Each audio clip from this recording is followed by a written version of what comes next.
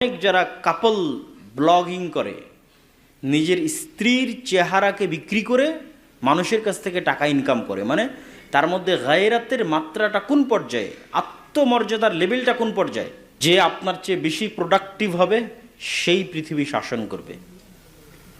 সেক্ষেত্রে আল্লাহ সুবহানাহু ওয়া তাআলা কে মুমিন কে কাফের তা দেখবেন না। আমেরিকা এবং ইসরায়েল জ্ঞান বিজ্ঞানে আমাদের চেয়ে এগিয়ে, তাই তারা পৃথিবী শাসন করতেছে। যদি বলে আমি চট্টগ্রাম নিয়ে নিতে চাই, তো এটাই বাস্তবতা যে নিতে চাই। অখণ্ড ভারতের থিওরি তাদের মন মগজ এবং রক্তের সাথে মিশে আছে, তাহলে তার ভ্রান্তির উপর সে কট্টর। আর আপনি দিন ইসলাম সেটা সঠিক দিন হওয়ার পরও আপনি সবচেয়ে কম্প্রোমাইজিং, না আমি সবচেয়ে ভালো, আমি সেকুলার। আপনি চলে যান ইসরায়েলে, তারা সেকুলার না, তারা তাদের নিজের দিনের উপর কট্টর। ইহুদের অভিশপ্ত, কিন্তু তার দিনের উপর কট্টর।